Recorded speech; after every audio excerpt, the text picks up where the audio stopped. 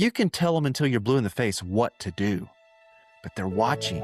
Do you do what you tell me to do? Because I'm telling you right now, kids, they're so much more brilliant than we give them credit for, and they can sniff out hypocrisy like that. So if you're telling your kids, follow the rules, do this, read your Bible, they're looking to you to say, okay, you're telling me to read my Bible every day. You're telling me to do this. You're telling me to do that. You're telling me I need Jesus, Jesus, Jesus, Jesus. How does your life look? Well, Dad, you come home cranky. Dad, you're grouchy. Dad, I don't see much time with you. Dad, you're always sitting in front of the TV watching sports. Dad, you don't even play with me anymore. Dad, when's the last time I've never heard you apologize to me? Dad, I've never heard you admit you were wrong. They're watching. And if what you're telling them does not line up with how you yourself act, why should they listen to you? Well, welcome back to the podcast, and I hope you enjoyed the last one. And so today we're going to take another quick turn. So I hope this podcast doesn't give you whiplash, because man, we are all over the place. But I thought what we talk about today is something that I had a conversation yesterday, and it reminded me of a conversation that I actually had about 1.5 years ago. And I was at an event, a men's event, not church. It's called Base Camp. You guys have heard me in previous podcasts. I talked about True North, and True North hosts a base camp, which is something that we'll talk more about. If you're a guy listening to this and you haven't been to base camp, you need to go. It'll change your life, change my life. But we were at base camp and had a couple of guys that went with me. And I don't know, it was because it starts at like 6:00 on Thursday and Friday, Saturday, and you get done on Sunday. And I think it was maybe Saturday. And we were walking back to our bunks, and he said, "Hey, I want to ask you something." I was like, "Yeah, what's that?" He goes, "What is your perspective, or what are your thoughts on what it is to be a spiritual leader for your family?" And I was like, "Oh, why do you ask?" So that's what we're going to talk about today. And so here's what I want to do. I think I want to have a couple of disclaimers. Okay. So I'm going to come at this as a guy, as a dad, as a husband, follower of Jesus Christ. So I'm going to come at it from that perspective. But I do not want you, our female listeners, to feel like, well, what about us?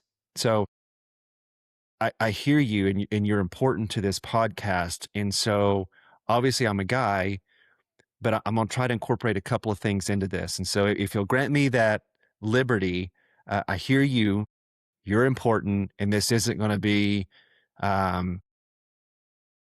both parties are going to have to take full responsibility for what it is to be a spiritual leader. So that's my disclaimer. Hang with me. So the question was asked, well, what are your thoughts on what it is to be a spiritual leader? And I said, why do you ask? And not just the person that asked me this question, but I've heard this a lot working with men, myself included. I think whenever guys, because a lot of guys are just,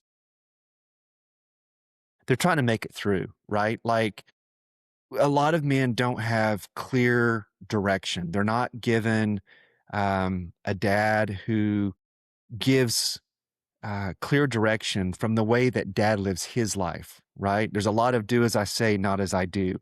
This isn't a bashing on dads either, but I think it's reality. Like we have to be realistic. One, while we as boys would love for our dads to just, be loving and kind and corrective and encouraging, we would love to have that.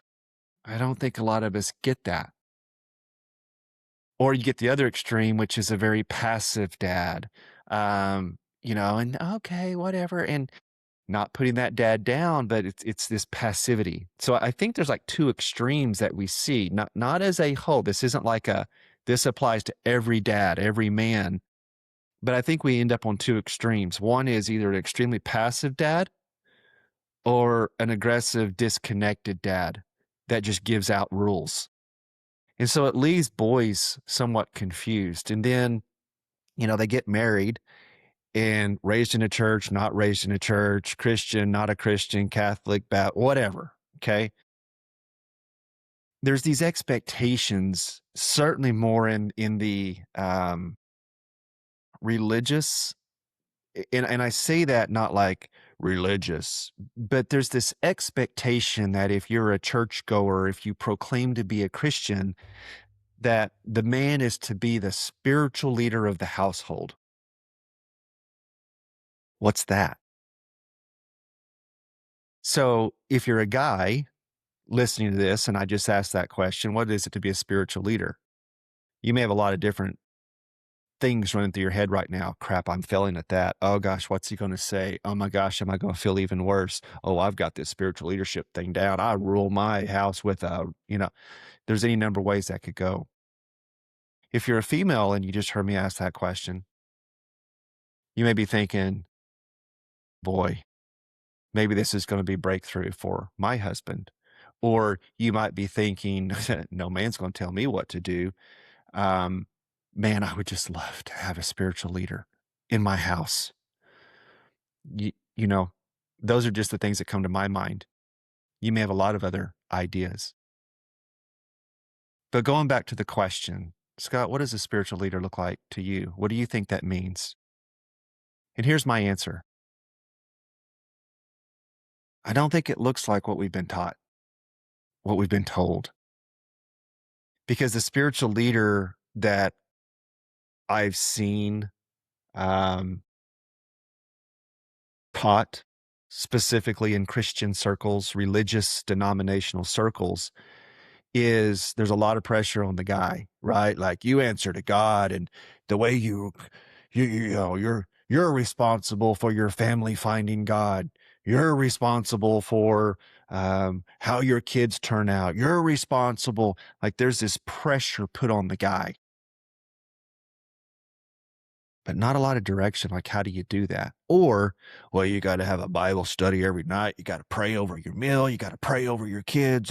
Like it's a structured thing. If you do that, I'm not saying it's wrong, but I am going to say, are you attentive? Are you situationally aware to how are your wife and your kids receiving this? Because if you power trip through it, that's not good. That's not your authentic self. Okay. So my response to him was, look, here's what I see as a spiritual leader. And this applies to any type of leadership title, in my opinion. I can be a leader merely by title. So you could say, Scott, you're a leader. Okay, great. I'm only a leader if people choose to follow. Now, you can put people under me. So you could say, Scott, as the spiritual leader of your family, your wife is under your authority. Now, I just said that, and you may be going, okay, he's going to talk about wives be submissive to your husbands. If I could cuss, which I won't, I'd BS. I'll say it that way. That has been so thrown around, so misused by the church, by men, that wives be submissive to your husbands. It's terrible. What's been done with that is terrible. I'll get to that in a second.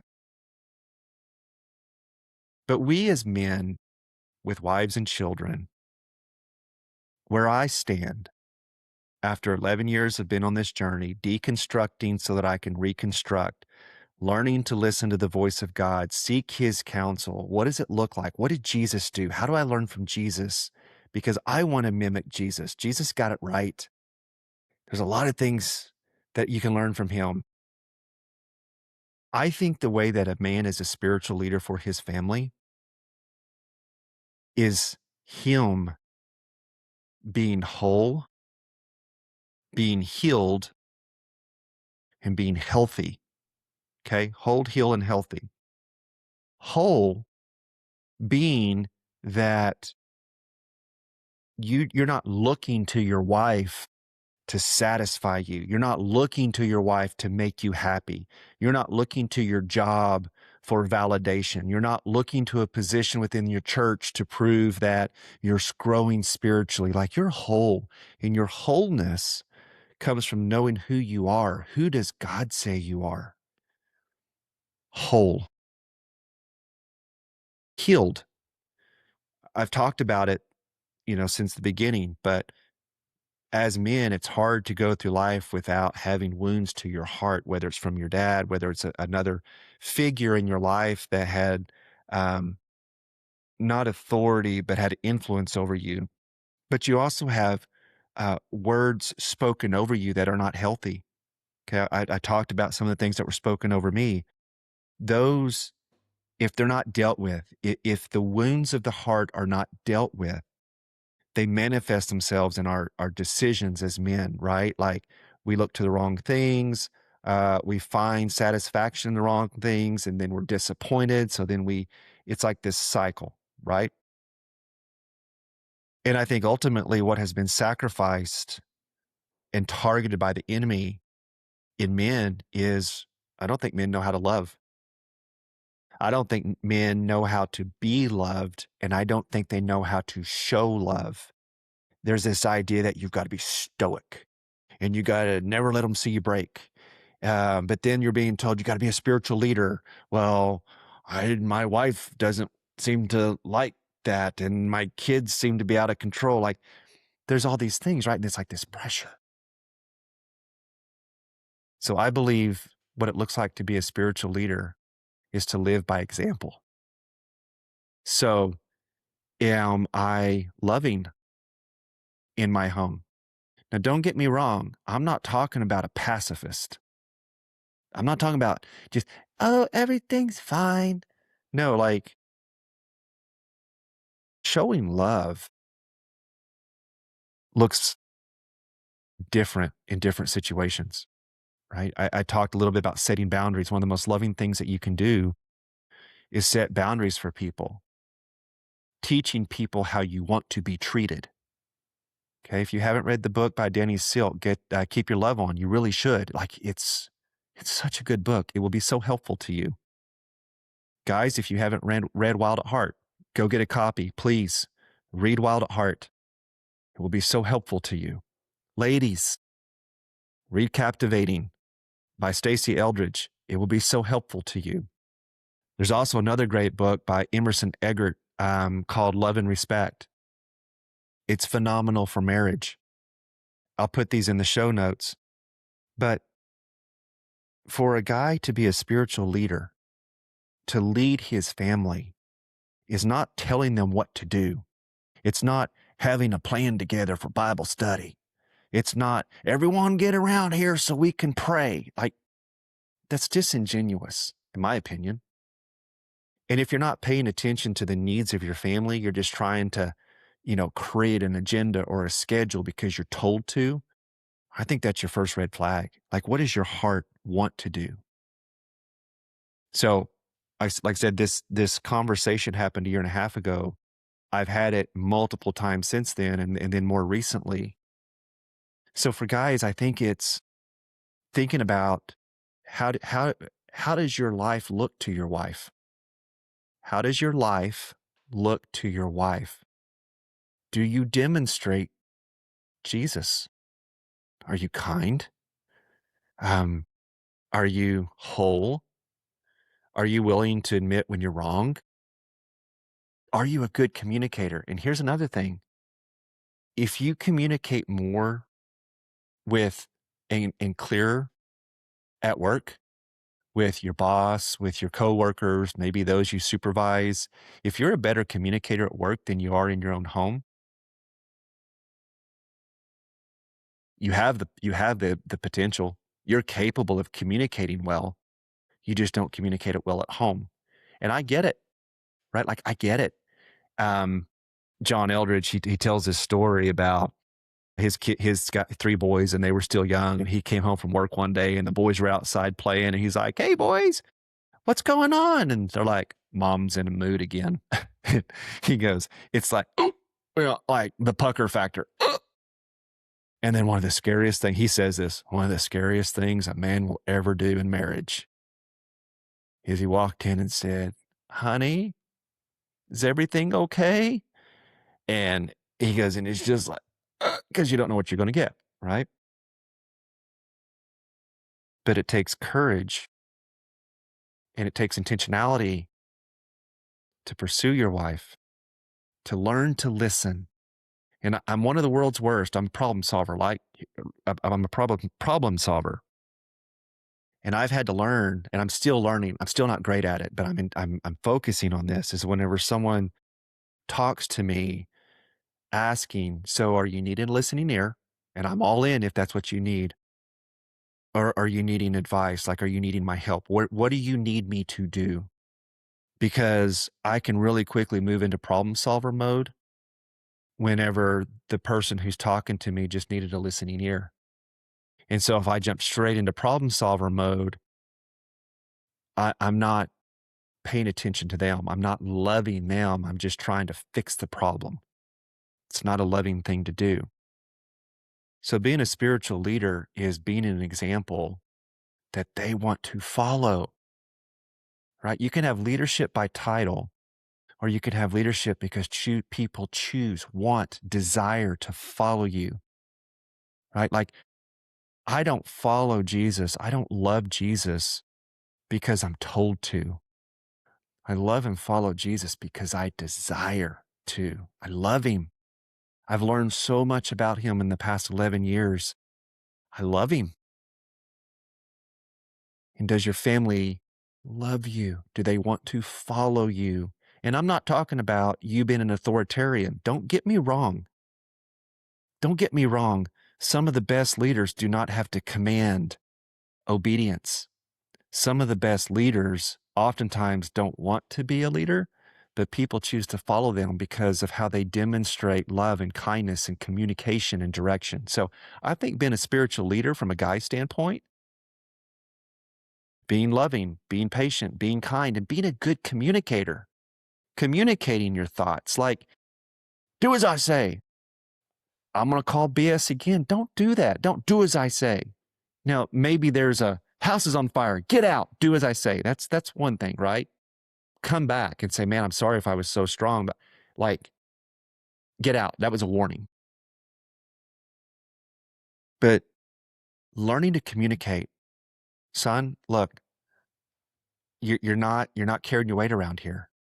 You know, as a family, we all chip in. We all do what we need to do and teach them. But if you're doing that, like your sons, your daughters, your kids, they're looking to you.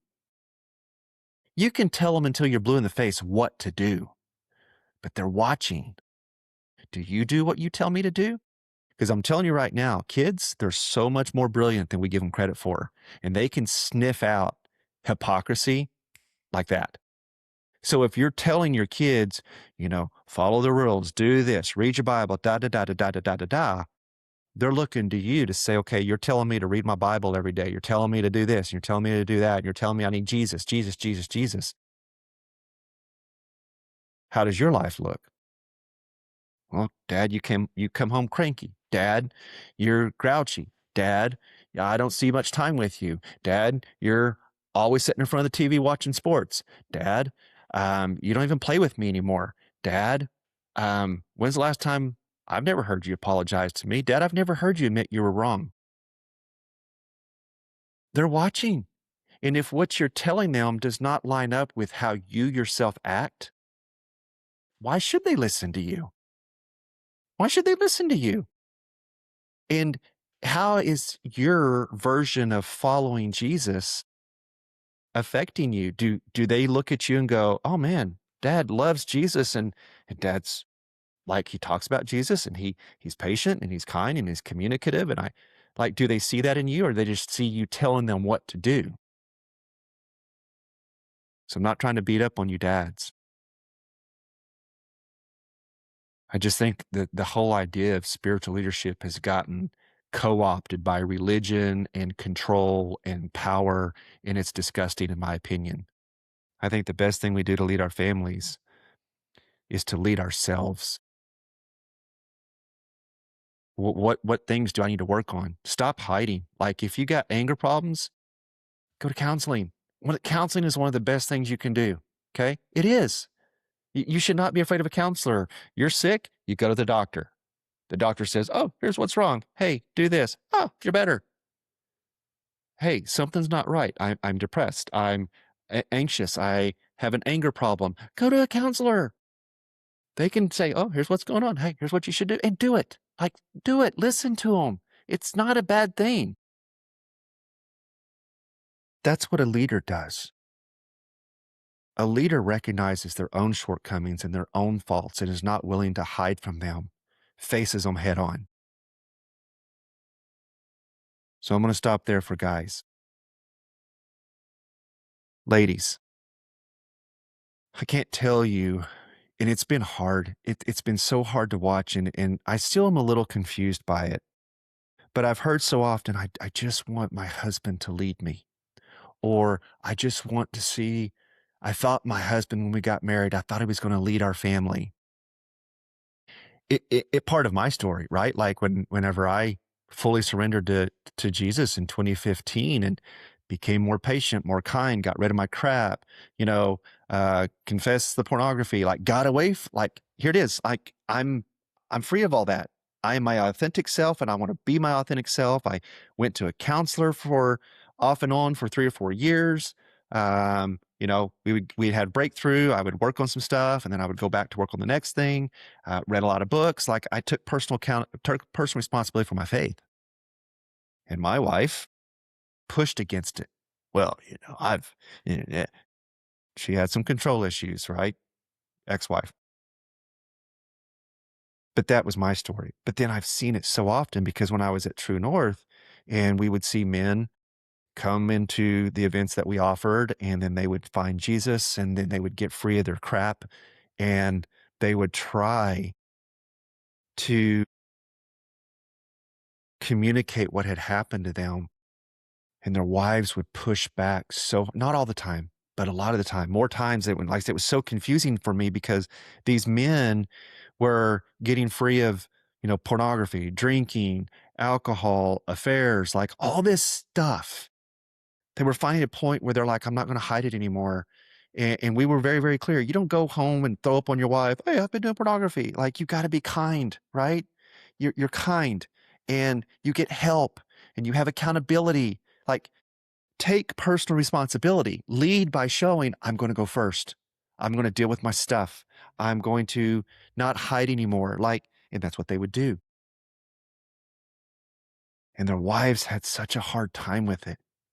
And part of it is, yeah, because they weren't leading, because the guys weren't doing anything. They were, you know, whatever, watching sports, drinking beer, you know, they were medicating the junk, or super passive, right? Whatever you want, just super, super passive. Sorry, there's a gnat flying around me. So then whenever the men would start taking personal responsibility, and they would try to lead their wives back. Oh no, you're not going to step in here. I've had to do it for all these years by myself. Who do you think you are to step in and try to start leading? And so they'd start pushing against it. Well, wait a second. And this one happens just as much. Whoa, wait a second. What's different? Something's different about you. You're different, because he would start communicating.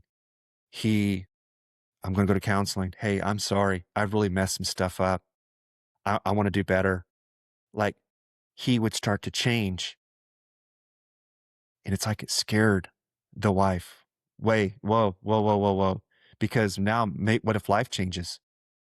What if he no longer wants all the toys? What if um, the climbing the corporate ladder is no longer his desire? Well, I want my husband, but I like all the stuff. Well, I want my husband, but I like to be in control. Well, I want a leading husband, but I'm still going to dictate the calendar and the schedule, and I'm going to keep us as busy as all get out, right? Like, but then he says, no, no, no, wait, that's our family's in chaos. Like, we are just living sun up to sundown, burning the candle at both ends. All the school activities and all the corporate activities and we're going to take a break. Oh no, you're not. You're not going to tell me what to do. Who are you to make that decision? I've been having to deal with all the kids' activities all along, and you just you're not going to step in here and start. And then there's like turmoil in the marriage because he's trying to lead, and he's trying to lead by example. And here's the thing: they don't always get it right.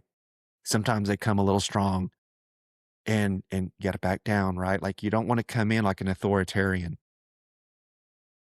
But I've heard this a lot from wives. My wife said it. I heard it from other men's wives. He's leaving me behind. He's just leaving me behind. He's found Jesus and he's leaving me behind. I'm not saying you're wrong. That's how you feel. That's how you feel. So it's right to you. Okay. And I'm not putting you down, ladies. I'm not putting you down. Okay. I've just seen this so much. I've experienced it myself. She told me, my ex wife, you're leaving me behind. I think I shared that in the previous podcast. If you haven't listened to it, go back and listen to some of those. No, I'm not leaving you behind. You're refusing to move. You won't move with me. Like I'm telling you, I've found God, and yes, my priorities are changing. Yeah, I don't want all the toys. I don't want to have to, burn the candle at both ends and both of us work to make enough money to pay for all of our stuff. No, we don't need the kids involved in every single activity at school. Oh, every kid's got to be in an activity because they're going to miss out if they don't have activity. Oh, and then we got all this to go to, and then we got the off-season stuff to go to, and oh, we got to have the fun rate. Like I've talked about that in the past.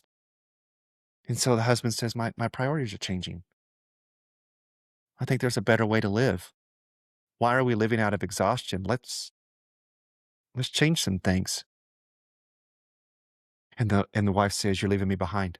You don't get to make those choices. And so there's this angst between the two of them. And then the marriage starts to really struggle. And then maybe the husband says, hey, let's go to counseling again. Oh, who are you to? Well, you're not. Since when do you get to make the decisions? Right? Tough stuff. But the enemy is really good at this game. And I think I said it in one of the previous podcasts. He hates you. He hates you. He hates humanity. He hates love. He hates kindness. He hates truth. He hates authenticity. He hates your freedom.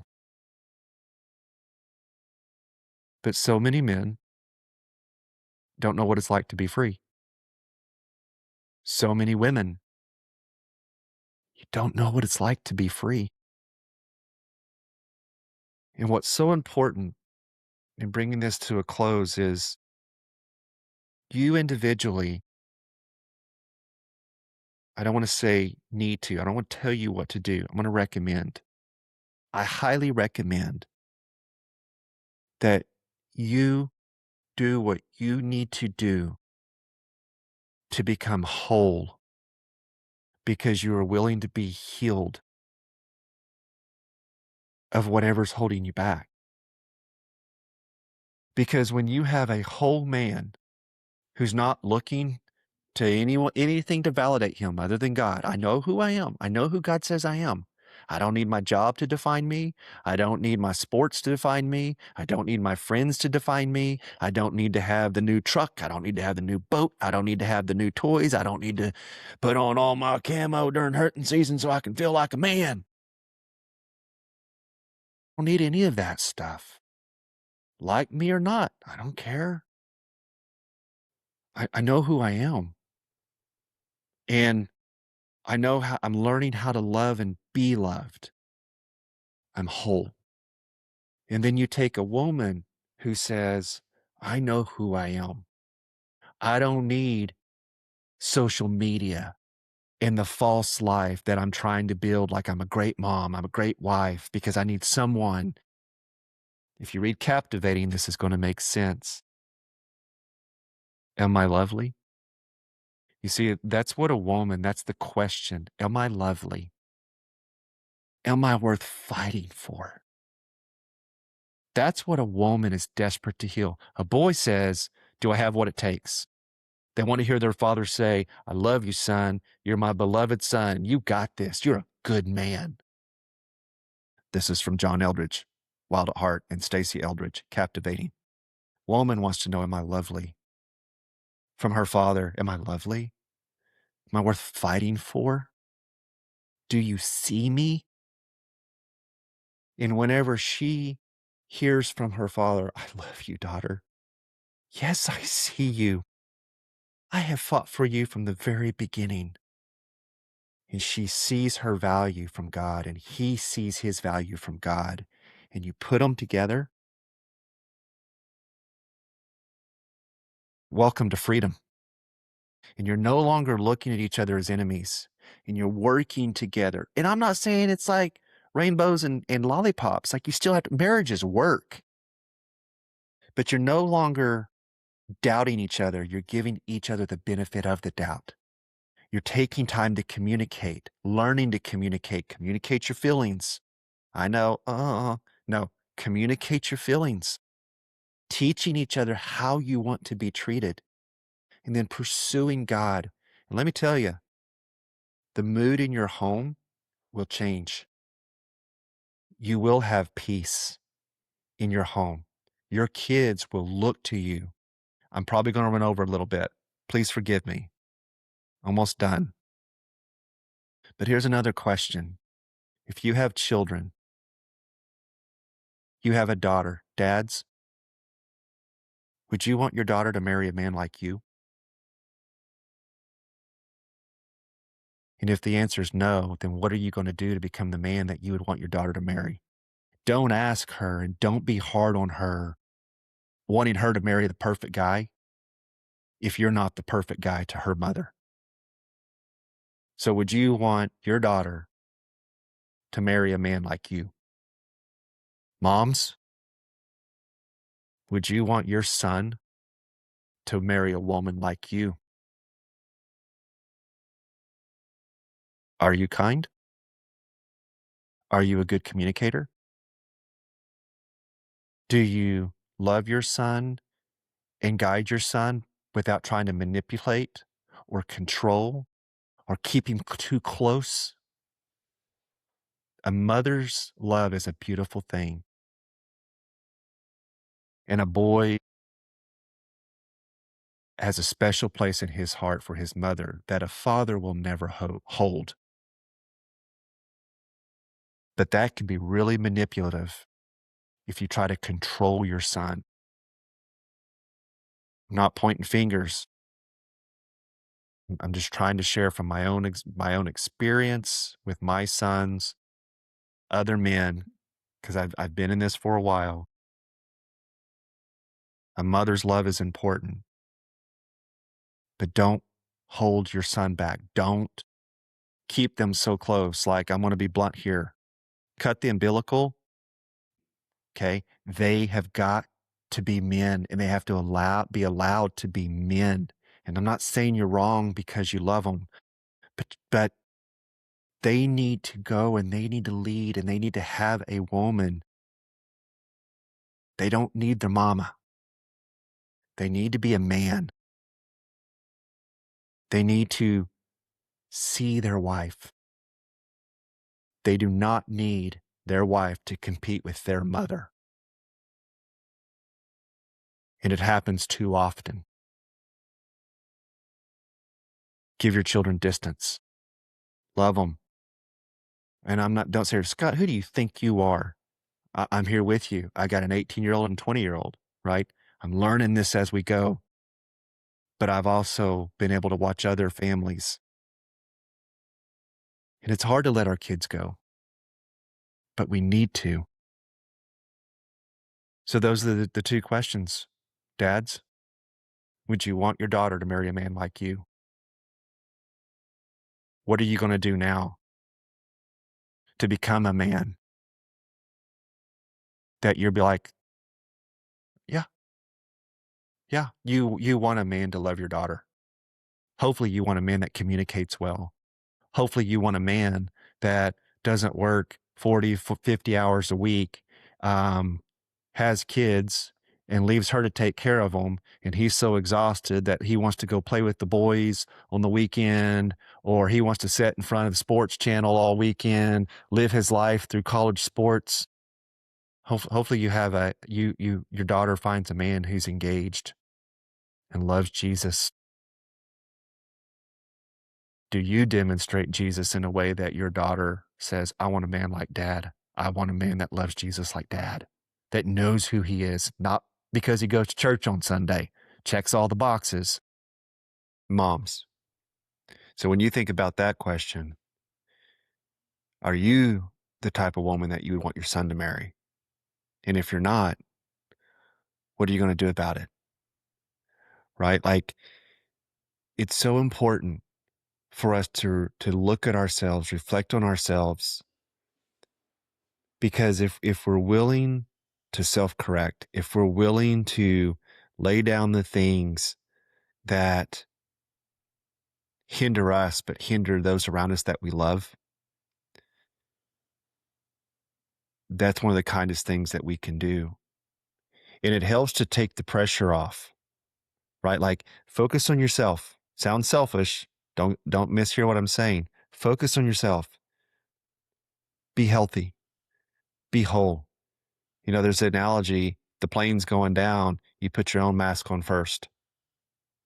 It's only whenever you are safe and alive and you've taken the threat to your own life out that you can be helpful to someone else.